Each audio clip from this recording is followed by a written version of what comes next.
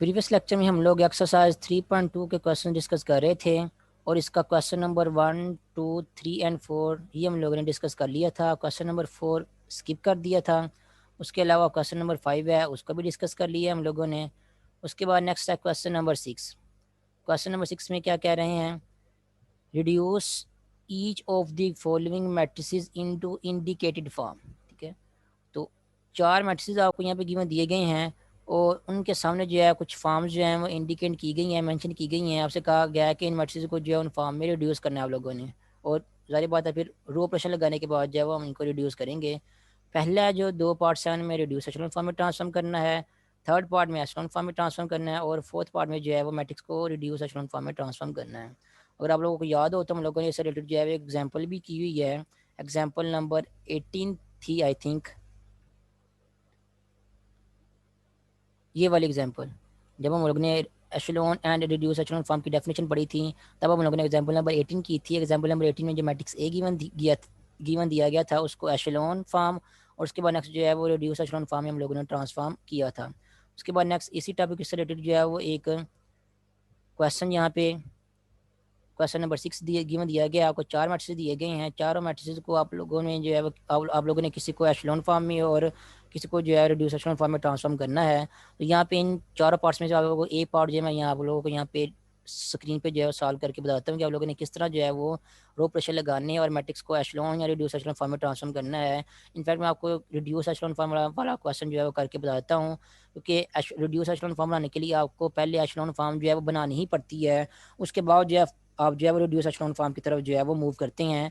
तो अगर reduce एशेलॉन form वाला करवाऊंगा तो आपको एशेलॉन फॉर्म वाला क्वेश्चन भी ऑटोमेटिकली हो जाएगा। और 3 क्वेश्चन जो है रिड्यूस एशेलॉन फॉर्म वाले हैं, और जिनमें पहला, दूसरा और चौथा क्वेश्चन है। ठीक है, अगर तीसरे और चौथे पार्ट की बात की जाए तो इसमें आपको ज़रा देख लेंगे तो पहले 2 पार्ट्स की निस्बत जो है कंपैरेटिवली आपको जो है वो हायर ऑर्डर के जो है मैट्रिसेस यहाँ पे गिवन दिए गए हैं। तो इनको जो है यहाँ पे स्क्रीन पे सॉल्व करना मेरे लिए आसान नहीं होगा, क्योंकि स्क्रीन पे इतनी स्पेस नहीं होती कि सारे मैट्रिसेस जो है वो बार बार ऑपरेशन लगाने के बाद लिखें फिर उनको जो है वो सॉल्व भी करें। तो मैं पहले 2 पार्ट्स में से जो है वो कोई एक पार्ट जैसे मैं सेकंड पार्ट जो है वो ये वाला आप लोगों को यहाँ पे जो है सॉल्व करके जो बताता हूँ कि किस तरह इस मैट्रिक्स को हम लोगों ने जो है वो रिड्यूस एशेलॉन फॉर्म में ट्रांसफॉर्म करना है। ठीक है, तो मैट्रिक्स को जो है वो यहाँ पे लिख लेते हैं, फिर इसका जो है सोल्यूशन करते हैं। मैट्रिक्स है आपके पास ये वाला 0, 1, 3, -2।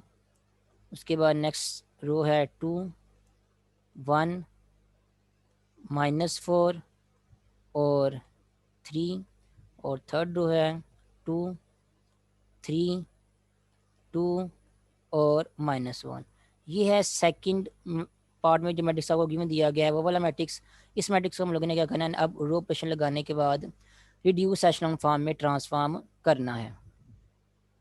अब रिड्यूस एशेलॉन फॉर्म क्या होती है उसकी अगर आपको डेफिनेशन पता हो तो जो हमने कोशिश करनी होती है कि मैट्रिक्स में अगर कोई जीरो रोज आ रही हैं, ऐसे रोज जिनमें सारे एंटी जीरो आ रही, वो कोशिश करनी है कि वेंड पे ही उनको हम प्लेस करें।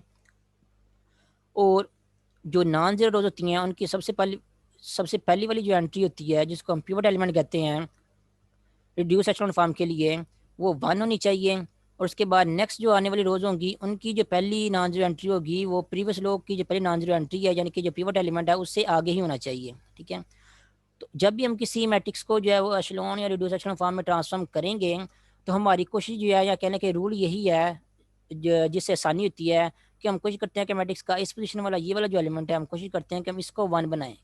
क्योंकि अगर किसी कॉलम में जो है आपके पास 1 आ जाएगा तो उस 1 की वजह से उस कॉलम में जो बाकी एंट्रीज मौजूद थी हैं अब उनको भी जो है वो जीरो आसानी से बना सकते हैं रो प्रेशर लगाने के बाद। ठीक है, तो 1 जो है वो बहुत हेल्प करता है आपकी बाकी एंट्रीज को जीरो बनाने के लिए। ठीक है, तो हम क्या करेंगे, कोशिश करते हैं हम ये वाली इस पोजिशन वाली जो एंट्री है यहाँ पे 1 बन जाए, यहाँ पे ये जीरो ना हो।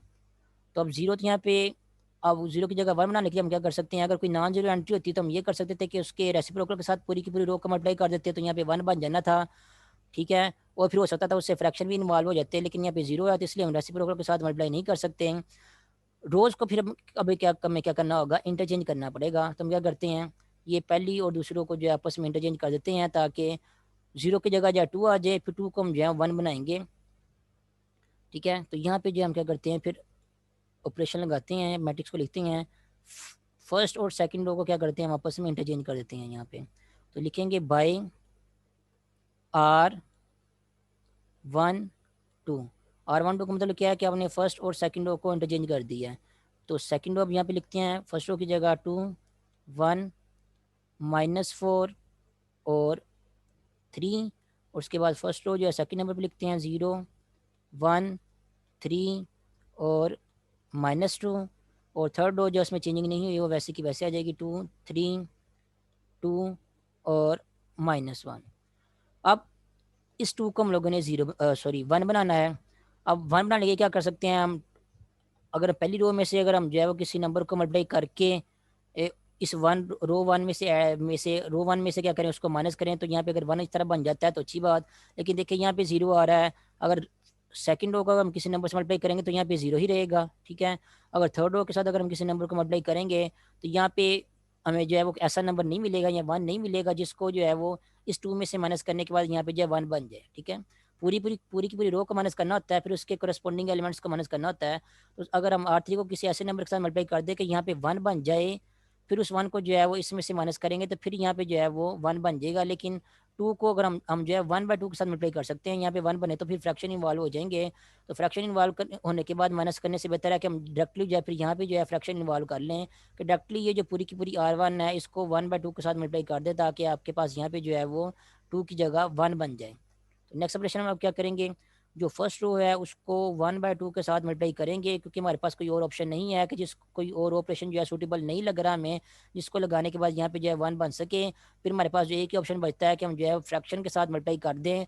फिर आप हमारे जो क्वेश्चन का सोल्यूशन है उसमें फ्रैक्शन इन्वॉल्व हो जाएगा, लेकिन फ्रैक्शन इन्वॉल्व नहीं करना आप लोगों ने ऐसा कोई ज़रूरी नहीं होता, फ्रैक्शन भी इन्वॉल्व होता है रो ऑपरेशन में। लेकिन हम लोगों की ये कोशिश होती है कि जितना हो सके जो है वो कोशिश करें कि फ्रैक्शन जो है इन्वॉल्व ना हो, लेकिन यहाँ पे फ्रैक्शन इन्वॉल्व करना ही पड़ेगा, हमें कोई और ऑप्शन नहीं है 1 बनाने के लिए। इसलिए हम क्या करेंगे, अब जो फर्स्ट रो है उसके साथ 1/2 को मल्टीप्लाई करेंगे, तो हमारे पास ये जो पहली एंट्री है ये वाली मैट्रिक्स जो कि हम लोगों ने 1 बनानी थी वो बन जाएगी।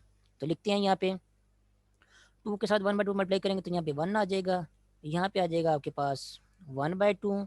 उसके बाद ये -4 है, ये बन जाएगा आपके पास -2 बन जाएगा जब 1/2 के साथ मल्टीप्लाई करेंगे, और यहाँ पे आपके पास आ जाएगा 3/2।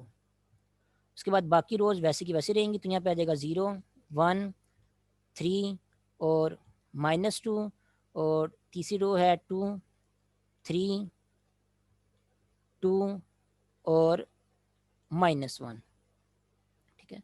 अब यहाँ तक तो काम कंप्लीट हो गया। अब नेक्स्ट चलते हैं। अब हमने क्या करना था, रिड्यूसेशन फॉर्म में ट्रांसफॉर्म करना था, तो पहली एंट्री 1 होनी चाहिए थी, 1 बन गई है। अब नीचे वाली सारी एंट्रीज क्या होनी चाहिए, अब वो 0 होनी चाहिए। अब नेक्स्ट देखिए हमने क्या करना है, यहाँ पे 0 तो पहले से बना हुआ है, तो यहाँ पे 0 में खुद से बनाने की जरूरत नहीं है। उसके अलावा 0 के नीचे जो 2 लिखा हुआ है, इस 2 को हम लोगों ने 0 बनाना है। अब 2 0 कैसे बनेगा, जब 2 में से 2 को हम माइनस करेंगे। अब 2 माइनस करने के लिए हमें क्या करना होगा, ये जो जिस कॉलम में ये 2 मौजूद है, उस कॉलम में जहाँ जिस रो में 1 मौजूद है, उस रो को हम क्या करेंगे 2 के साथ मल्टीप्लाई करेंगे ताकि हमें 2 मिल जाए। फिर उस 2 को क्या करेंगे, इस 2 में से माइनस करेंगे तो हमें यहाँ पे 0 मिल जाएगा। तो यहाँ से फिर आपको क्लियर हो जाएगा कि आप लोगों ने ऑपरेशन कौन सा लगाना है। आप लोगों ने फर्स्ट रो को 2 के साथ मल्टीप्लाई करना है, ठीक है। और ये जो R3 है, R3 में से आप लोगों ने क्या करना है, इस 2R1 को माइनस करना है। तो ये वाला रो ऑपरेशन जो है आपको यहाँ से क्लियर हो जाएगा। आप लोगों ने ये वाला रो ऑपरेशन जो है नेक्स्ट लगाना है, तो इस रो ऑपरेशन को नेक्स्ट लगाते हैं। अगर आप रो ऑपरेशन की तरफ देखें तो R3 में से जो है वो 2R1 माइनस हो रहा है, इसलिए R3 में जो है वो चेंजिंग होगी। जो बाकी रोज़ हैं इनमें कोई चेंजिंग नहीं होगी, इसलिए बाकी रोज़ को हम पहले यहाँ पे लिख लेते हैं। पहली रो है यहाँ पे 1/2, उसके बाद नेक्स्ट है -2 और 3/2। सेकेंड रो है 0 1 3 और -2। अब R3 में से माइनस करना है तो थर्ड रो में चेंजिंग होगी। क्या चेंजिंग होगी यहाँ पे हम फाइंड आउट करते हैं। पहले क्या करना है, 2R1 का आंसर फाइंड आउट करना है हम लोगों ने, वो यहाँ पे साइड पे कर लेते हैं। 2R1 मीन्स R1 को 2 के साथ मल्टीप्लाई करना है। ये आपके पास R1 है, इसको 2 के साथ मल्टीप्लाई करते हैं, यहाँ पे आपके पास आ जाएगा 2, और 1/2 को 2 से मल्टीप्लाई करेंगे तो यहाँ पे 1 आ जाएगा। -2 को 2 से मल्टीप्लाई करेंगे तो ये बन जाएगा आपके पास -4, और 3/2 को 2 से मल्टीप्लाई करेंगे तो यहाँ पे आपके पास आ जाएगा 3। तो ये आप लोगों ने फाइंड आउट कर लिया आंसर 2R1 का। अब R3 में से जो है वो इसको माइनस करना है, तो R3 की कोरस्पॉन्डिंग एंटीज में से इन एंटीज को जो हम नेक्स्ट क्या करेंगे, माइनस करेंगे। तो R3 कौन सी है आपके पास, ये वाली है R3, थर्ड रो। तो 2 में से इस 2 को माइनस करेंगे तो आंसर आपके पास क्या आ जाएगा, 0 आ जाएगा। उसके बाद नेक्स्ट इस तरह 3 में से 1 को माइनस करेंगे तो आंसर आपके पास यहाँ पे 2 आ जाएगा। उसके बाद नेक्स्ट 2 में से -4 को माइनस करेंगे तो यहाँ पे आपके पास जो है वो 6 आ जाएगा, क्योंकि 2 माइनस -4 वो क्या बन जाता है, वो 2+4 बन जाता है, और 2+4 किसके इक्वल है, वो 6 के इक्वल है। उसके बाद नेक्स्ट -1 में से 3 को माइनस करेंगे तो बन जाएगा आपके पास -1 -3, तो ये क्या बन जाएगा आपके पास, ये -4 बन जाएगा। तो यहाँ पे आपके पास आंसर आ जाएगा यहाँ पे -4। तो ये हम लोगों ने जो है वो रो ये वाला रो प्रश्न जो है यहाँ पे कंप्लीट कर दिया है। अब देख सकते हैं रिड्यूस एशेलॉन फॉर्म बनानी है, हमारा पहला कॉलम जो है वो कंप्लीट हो गया है। पहली नॉन जीरो एंट्री है, उसके बाद नेक्स्ट जो है वो उसकी नॉन जीरो नेक्स्ट जाने वाली रो है, उसकी नॉन जीरो एंट्री जो है वो पिछली जो नॉन जीरो रो है उसकी पहली नॉन जीरो एंट्री से आगे ही है। ठीक है, तो यहाँ तक हो गया है। अब उसके बाद नेक्स्ट 1 के नीचे वाले एलिमेंट यहाँ पे 0 है, यहाँ पे अब जो अगली नॉन जीरो एंट्री आ रही है, जो पिवट एलिमेंट आ रहा है वो पहले से 1 बना हुआ है, तो ये हमारे लिए अच्छी बात होगी है। अब इस एलिमेंट इस 1 से ऊपर वाला एलिमेंट और नीचे वाला एलिमेंट हम लोगों ने क्या करना है, 0 बनाना है। क्यों जीरो बनाना है, क्योंकि हम एशेलॉन फॉर्म बना रहे हैं, और सॉरी रिड्यूस एशेलॉन फॉर्म बना रहे हैं। और रिड्यूस एशेलॉन फॉर्म में ये होता है कि पिवट एलिमेंट 1 होता है, और पिवट एलिमेंट के ऊपर और नीचे वाले सारे एलिमेंट जो हैं वो 0 होते हैं। ठीक है, और जो एशेलॉन फॉर्म होती है उसमें जस्ट नीचे वाले एलिमेंट ही 0 होते हैं। तो हमने रिड्यूस एशेलॉन फॉर्म बनानी है, तब ऊपर वाला और नीचे वाला एलिमेंट जो है 0 बनाना पड़ेगा। अब एलिमेंट को देखिए कौन कौन सा एलिमेंट लिखा हुआ है जिसको हम लोगों ने 0 बनाना है, उसी को देख के आपको जो है वो रो ऑपरेशन के पता चल जाएगा कि आप लोगों ने कौन सा नेक्स्ट रो ऑपरेशन जो है वो अप्लाई करना है। ठीक है, तो अगर आप लोगों ने 1/2 को 0 बनाना है तो आपको 1/2 में से 1/2 को माइनस करना पड़ेगा। तो आप क्या करेंगे, ये जहाँ पे जिस कॉलम में 1/2 मौजूद है उस कॉलम में देखिए 1 कहाँ पे आ रहा है, सेकंड रो में आ रहा है।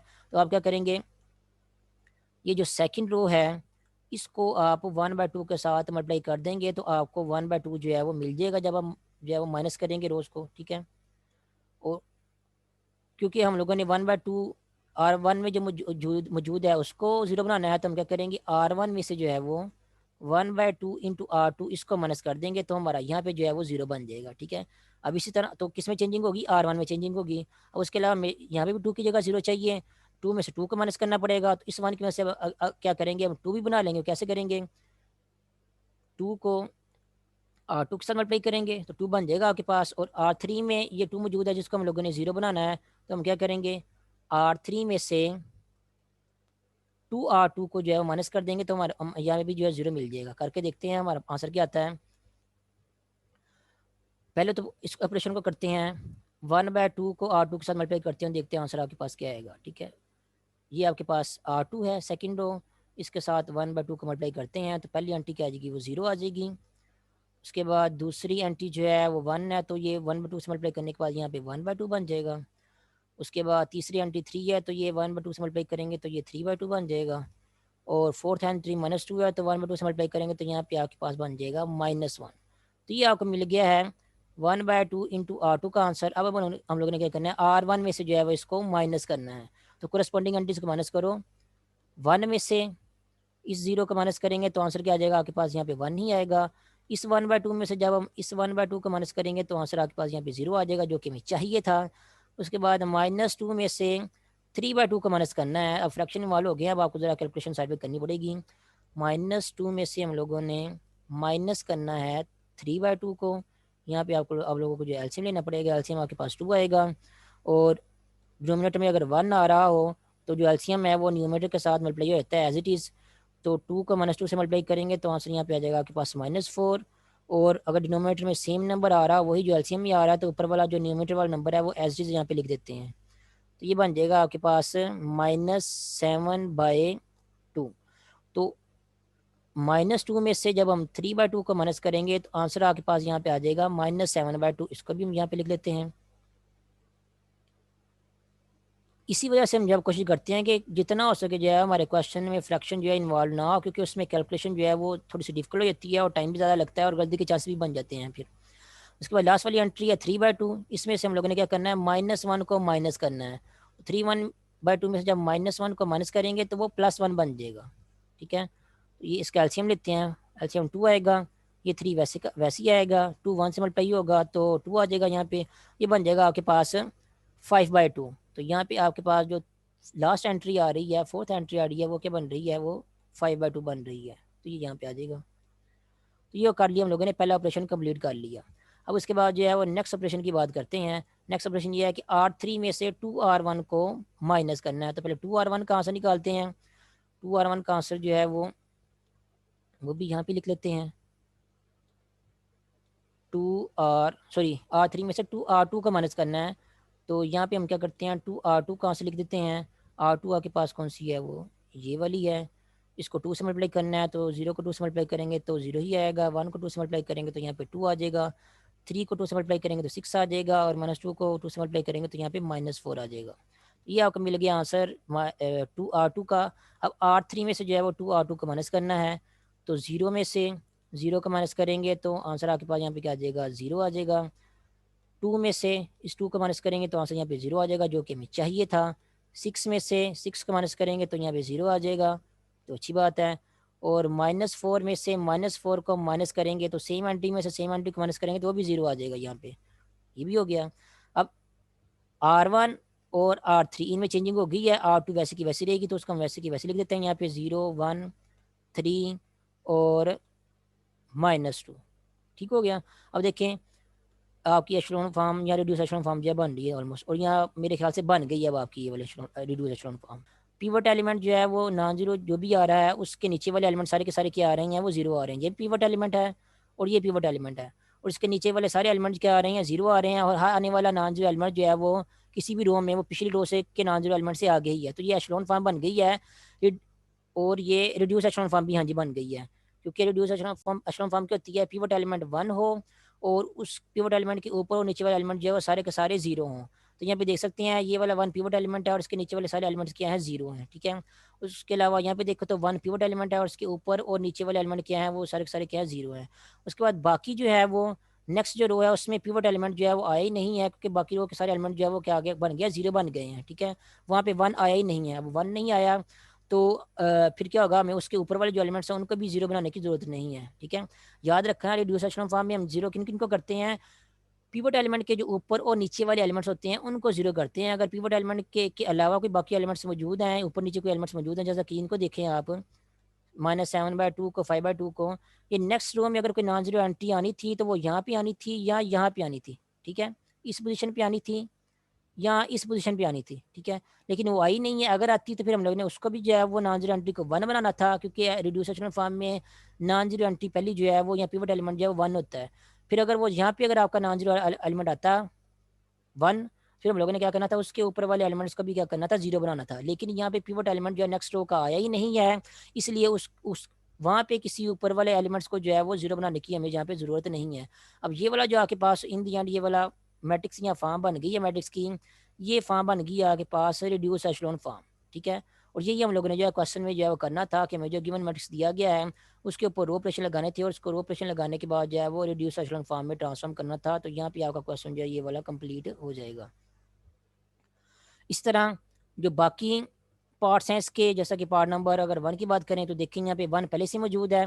ठीक है। आपने इस 1 की वजह से जो है उस 2 को भी जीरो बनाना है और 3 को भी जीरो बनाना है। ठीक है। तो ये आप क्या बन जाएगा, इस मैट्रिक्स का पहला कॉलम बन जाएगा आपके पास कुछ इस तरह का बन जाएगा, 0 और 0। बाकी एलिमेंट्स भी चेंज हो जाएंगे, लेकिन वो जब आप रो प्रेशर लगाएंगे तो वो आपको उसका आइडिया हो जाएगा कौन से एलिमेंट चेंज हुए हैं। उसके बाद नेक्स्ट सेकंड रो की बारी आएगी। सेकंड रो को देखना है, अगर आपने कोई पहला नॉन जीरो एलिमेंट आ रहा है, चाहे वो यहाँ पे आए, चाहे वो यहाँ पे आए, चाहे यहाँ पे आए, वो अब आप लोगों ने क्या करना है, वो 1 बनाना है। ठीक है। तो अगर यहाँ पे ही आ रहा है तो यहाँ पे आपका जो है आपने उसको क्या करना है, 1 बनाना है। अगर यहाँ पे 0 आता है तो आपने उसके उससे जो नेक्स्ट एलिमेंट है उसको 1 बनाना है। पहला नॉन जीरो एलिमेंट जो आप लोगों ने उसको 1 ही बनाना है, क्योंकि यही जो है वो रिड्यूस एशलोन फॉर्म की जो है वो डेफिनेशन है।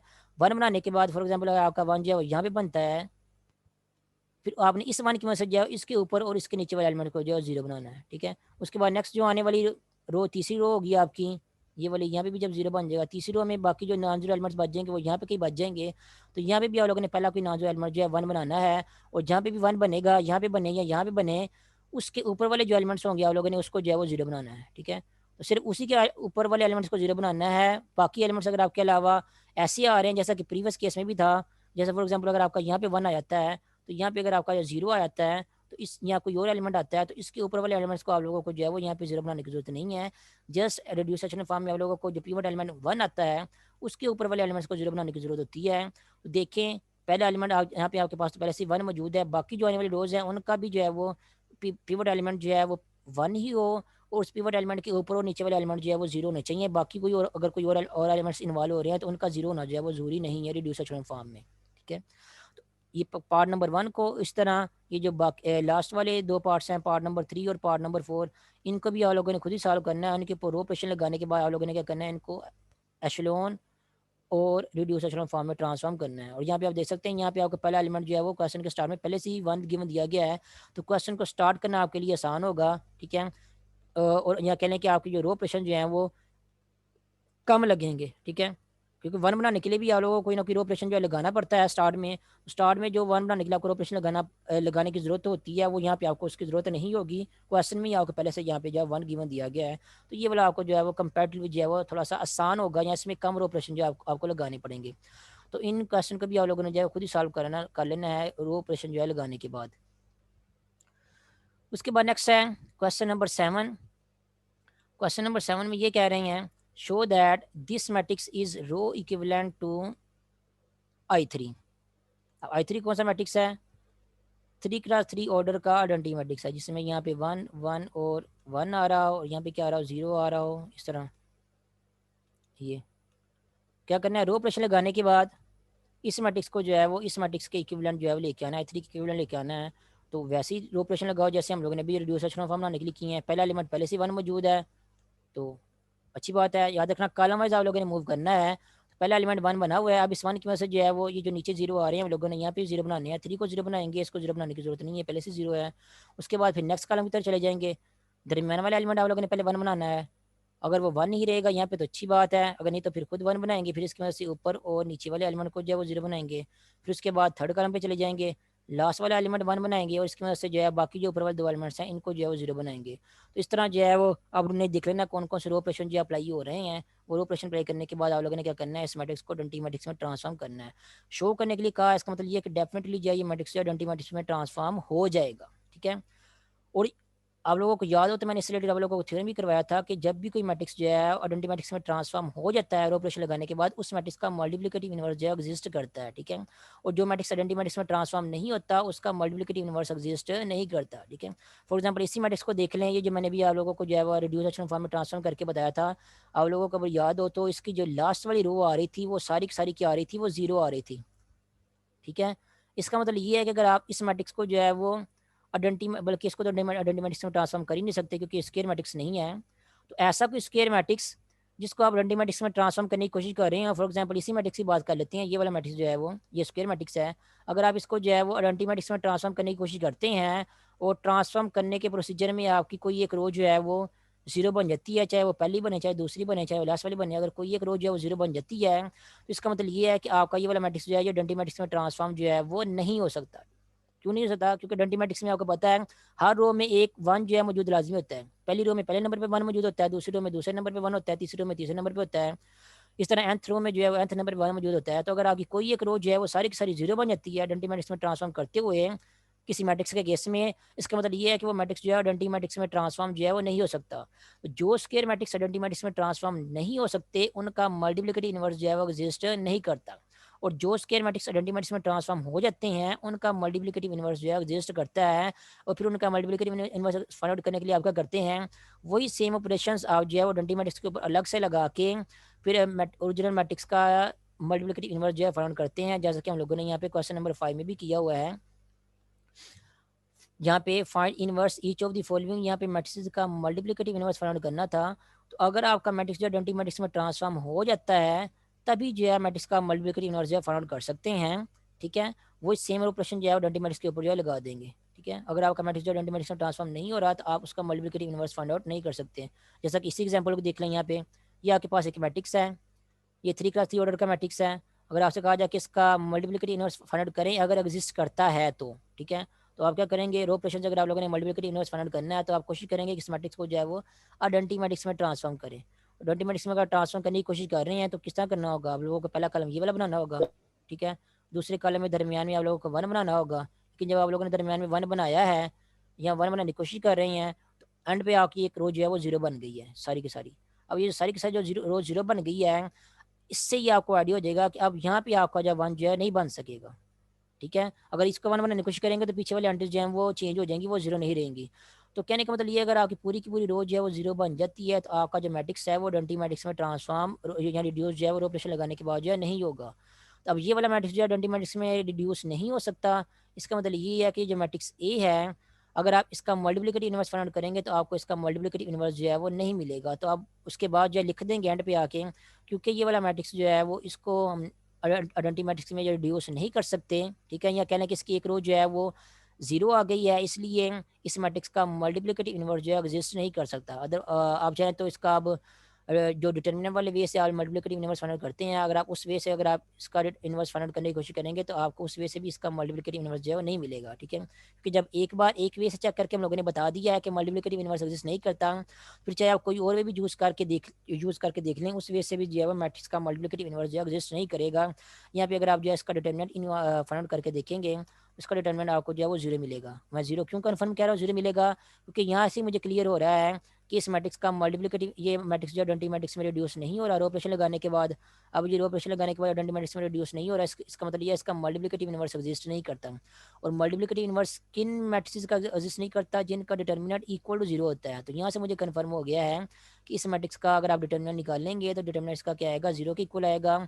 तो आप जो है वो जो फार्मूला है आपका मल्टीप्लिकेटिव इन्वर्स निकालने वाला एडजॉइंट वाला, आप उस फार्मूले की मदद से भी जो है फिर इसका क्या कर सकते हैं, मल्टीप्लिकेटिव इन्वर्स जो है वो नहीं फाइंड आउट कर सकते। ठीक है, जैसा कि मैंने पहले कहा कि अगर एक वे से आपको कंफर्म हो गया कि मैट्रिक्स का मल्टीप्लिकेटिव इन्वर्स एग्जिस्ट नहीं करता, तो आप कोई और वे भी चूज करके देख लें, उस वे से भी आपको वही आंसर मिलेगा। क्योंकि एक क्वेश्चन के केस में आपको जो है वो एक सेम ही आंसर मिलता है, चाहे मेथड आप जो है जो मर्जी यूज कर लें किसी मैथमेटिकल क्वेश्चन के केस में। ठीक है, मेथड अगर आप लोगों के सही है, चाहे डिफरेंट मेथड आप यूज कर लें, आंसर जो है आपका हमेशा जो है वो सेम ही आता है। तो एक मेथड से अगर पता चल गया कि मैट्रिक्स का मल्टीप्लिकेटिव इन्वर्स एग्जिस्ट नहीं करता, तो दूसरे मेथड से भी आपको यही आइडिया जो है वो रिजल्ट मिलेगा कि मैट्रिक्स का मल्टीप्लिकेटिव इन्वर्स जो है एग्जिस्ट नहीं करता। तो अगर आप इस वे से फाइंड आउट करने की कोशिश करेंगे तो उसके लिए आपको डिटरमिनेंट चाहिए होगा, लेकिन आप डिटरमिनेंट फाइंड आउट करेंगे तो डिटरमिनेंट 0 के इक्वल आ जाएगा। तो या सिर्फ आप कह देंगे कि इस मैट्रिक्स का जो मल्टीप्लिकेटिव इन्वर्स है वो एग्जिस्ट नहीं करता। याद रखना, ये वाले रो ऑपरेशन है, इनमें जो हमने मल्टीप्लिकेटिव इन्वर्स फाइंड आउट करने वाले क्वेश्चन यहाँ पे किए हुए हैं, अगर आपको लगता है कि इनमें कोई ऐसा मैट्रिक्स मौजूद है इन पार्ट्स में, ये जो क्वेश्चन नंबर 5 है, इनमें कोई ऐसा मैट्रिक्स मौजूद है जो डंटी मैट्रिक्स में ट्रांसफॉर्म नहीं हो रहा, या जिसकी कोई एक रो जो है, जो कम से कम कोई एक रो जो है वो सारी की सारी 0 बन जाती है, तो फिर उस रो का मल्टीप्लिकेटिव इन्वर्स आप लोगों को जो है नहीं मिलेगा। लेकिन मेरे ख्याल से इन सारे क्वेश्चन का मल्टीप्लिकेटिव इन्वर्स जो है वो एग्जिस्ट करेगा, क्योंकि यहाँ पे क्वेश्चन में ये नहीं कहा हुआ कि इफ एग्जिस्ट। समटाइम क्वेश्चन में ये भी लिखा होता है इफ एग्जिस्ट, कि अगर एग्जिस्ट कर रहा है तो। ठीक है, अगर एग्जिस्ट कर रहा है तो फाइंड आउट करें, अगर एग्जिस्ट नहीं कर रहा तो फिर बताएं एग्जिस्ट नहीं कर रहा। तो ये यहाँ पे नहीं लिखा हुआ, इसका मतलब यही है कि वाकई जो है सभी मैट्रिसेस के मल्टीप्लिकेटिव इन्वर्स जो है एग्जिस्ट करते हैं। आप लोगों ने रो ऑपरेशन लगाने के बाद जो है मैट्रिसेस के मल्टीप्लिकेटिव इन्वर्स जो है फाइंड आउट करने हैं। तो अभी के लेक्चर के लिए इतना ही काफ़ी है, बाकी हम जो है फिर नेक्स्ट लेक्चर में करेंगे।